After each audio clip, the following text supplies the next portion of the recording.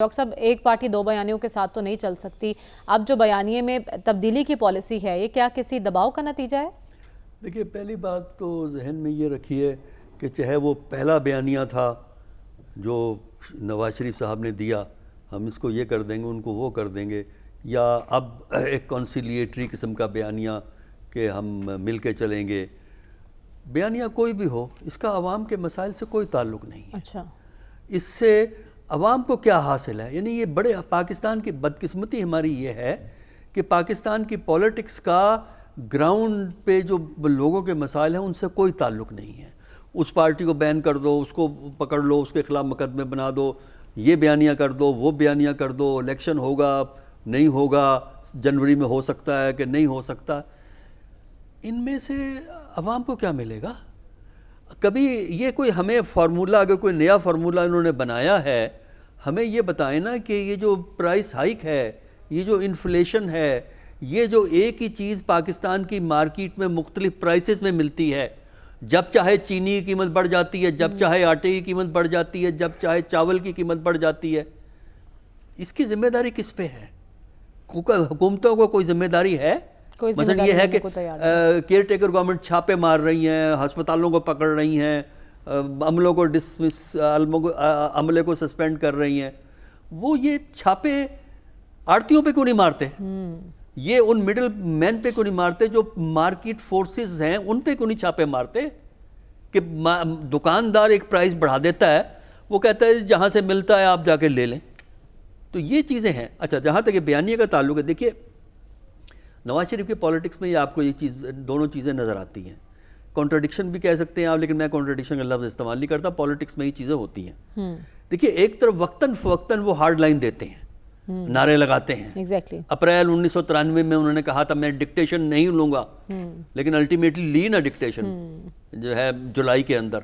अच्छा, इसी तरह 20 सितंबर 2020 में जब PDM का पहला जलसा हुआ है, उसमें क्या तकरीर की थी उन्होंने? डंडेबाज तकरीर की थी ना, बदल गया बाद में।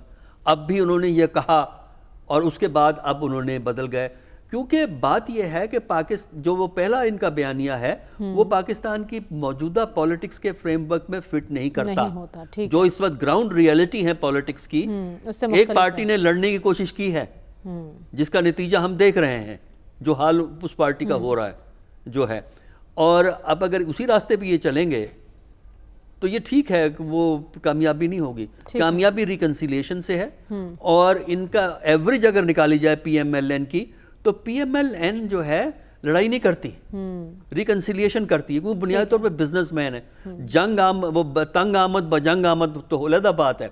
अदरवाइज ए बिजनेस माइंड जो होता है वो कोई रास्ता निकालता है अपने फायदे के लिए, मुल्क के फायदे के लिए नहीं। बिजनेसमैन का फोकस मुल्क नहीं होता, बिजनेसमैन का फोकस अपना मुफाद होता है। तो इस वक्त प्रॉब्लम हमारी लीडरशिप की ये है कि जो लीडरशिप है हमारी, वो अपने मुफादात को प्रोटेक्ट करती है। अगर ये इस नतीजे पे पहुंचे कि डंडेबाज बयानिए से फायदा होगा तो डंडेबाज हो जाएगा। अगर इस नतीजे पे पहुंचते हैं कि डंडेबाज नहीं, रिकंसिलिएशन वाला चाहिए, तो रिकंसिलिएशन हो जाएंगे। बात बयानिया नहीं है, मुफादात हैं, जरूरियात हैं, मसलहत है, इक़्तिदार में आना है। मसलहत देखना, मफादात देखना और मफाहिमत में ही है। डॉक्टर साहब के इंतखाबात तो हों, लेकिन इंतखाबात पर ये भी इब्हाम बरकरार है। कौन सा मौसम बेहतर है इंतखाबात के लिए पाकिस्तान में? फिलहाल तो कोई मौसम इंतखाबात के लिए मौजू नहीं है। देखिए कि क्या बयानिया होगा, ये सवाल के इलेक्शन पे क्या बयानिया होगा, क्या चीज़ लेके चलेंगे, ये मेरे नज़दीक एक प्री मैच्योर किस्म की बात है इस स्टेज पे। इस स्टेज पे तो पहला सवाल ये है कि इलेक्शन कब होगा, क्योंकि अभी तक डेट नहीं दी गई है। जनरल आइडिया दिया गया है। इलेक्शन कमीशन वाले सेंसिबल लोग हैं, वो अपने ऑप्शन खुले रखते हैं। दूसरा जो अहम सवाल ये है कि इस इलेक्शन में कौन हिस्सा लेगा और कौन हिस्सा नहीं लेगा। लेवल प्लेइंग, चाहे लेवल प्लेइंग थर्ड चीज़ है, कौन हिस्सा लेगा कौन हिस्सा नहीं लेगा। फिर आता है कि क्या जो मुख्तलिफ कंपीटिंग पार्टीज़ हैं उनको अपॉर्चुनिटी होगी इलेक्शन के अंदर एक आज़ादाना तरीके से हिस्सा लेने की। तो जब तक ये सवाल सेटल नहीं होते, जब तक ये सवाल का हल नहीं मिलता, उस वक्त तक इलेक्शन की कोई फाइनल डेट हमारे सामने आएगी नहीं, अगर आएगी भी उसमें इबहम जो है वो चलते रहेंगे। लिहाजा इलेक्शन जो है वो आवाम को दिखाने के लिए बड़े खूबसूरत से मैनिफेस्टो शाये किए जाएंगे, जो कि इससे पहले भी होते रहे। अगर आप मैनिफेस्टोज को उठा के देखें, अच्छी बड़ी किताब होती है वो जो हर पार्टी की, और इनके मैनिफेस्टोज में कोई ज़्यादा फ़र्क नहीं होता। और जब ये पावर में आ जाते हैं जो लोग, वो मैनिफेस्टो खिड़की से बाहर फेंक देते हैं और अपने हिसाब से वो रियासत चल रही होती है। लिहाजा मेरे नज़दीक कोई भी बयानिया हो, चाहे लड़ने का हो, दोस्ती का हो, अवाम की खिदमत करेंगे हम, ये सब, ये हम खिदमत करेंगे, हम कीमतें कम करेंगे। सवाल ये है, कीमतें जो है ना, बिजली का बटन नहीं है ऑन ऑफ हो जाए। Exactly. कीमतें कम करने के लिए आपको इकोनॉमिक्स के बेसिक असूलों को समझना जरूरी है।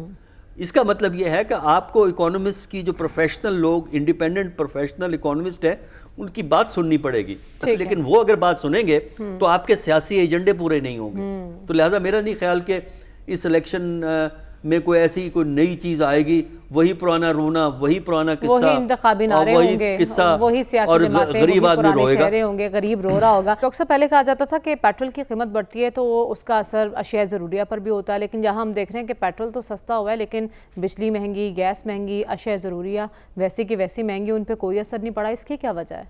उसकी वजह यह है कि जो लोग मार्केट को कंट्रोल करते हैं वो आज़ाद हैं, उनको कोई पूछने वाला नहीं है।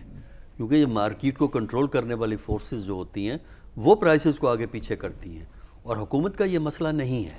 हुकूमत, और दूसरी, इससे पहले मैं एक और बात आपको कहूँ, आपने अभी बात कही थी कि वो नए टैक्सेस की आज खबर भी है अखबारों में। केयर टेकर गवर्नमेंट के पास पावर नहीं है नए टैक्स लगाने की। ये जरा जहन में रखें, केयर टेकर गवर्नमेंट नए टैक्स नहीं लगा सकती।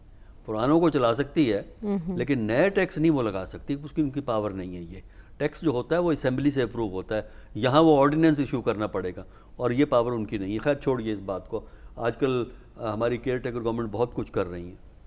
अच्छा चलिए देखिए, उसमें बात ये है कि पेट्रोल की कीमत कम हुई है 8 रुपये। इस गवर्नमेंट, जब से केयर टेकर गवर्नमेंट आई है उस वक्त से 59 रुपीज़ प्राइस बढ़ी है, जिसमें से 8 रुपए अब जरा कम हो गई है। बात यह है कि जब प्राइस बढ़ती है तो कीमत तो ऊपर जाएगी, जब प्राइस नीचे आएगी तो प्राइसेस आम चीज़ों की नीचे नहीं आएंगी, इसलिए कि वो जिन्होंने फैसला करना होता है वो फैसला कर चुके होते हैं, उन्हें पूछने वाला जो है वो कोई नहीं है। फिर उसके अलावा आप ये देखिए ना कि बिजली में आप छापे मार रहे हैं, छापे पकड़ रहे हैं ना, पैसे वसूल किए 7 बिलियन या 8 बिलियन के करीब उन्होंने कहा है। छापे कहाँ, मिडिल लेवल से लोअर लेवल तक के लोगों पे छापे पड़ रहे हैं। अच्छा, बड़े लोगों पे छापे नहीं पड़ रहे। कौन सी बड़ी इंडस्ट्री को उन्होंने पकड़ा है वो? अच्छा, अब उससे जो पैसा आया है वो कहाँ जाएगा, वो कहाँ जा रहा है? वो गवर्नमेंट अपने इस्तेमाल करेगी जो है वो। इसी तरह और आपके चीनी पे छापे पड़ रहे हैं।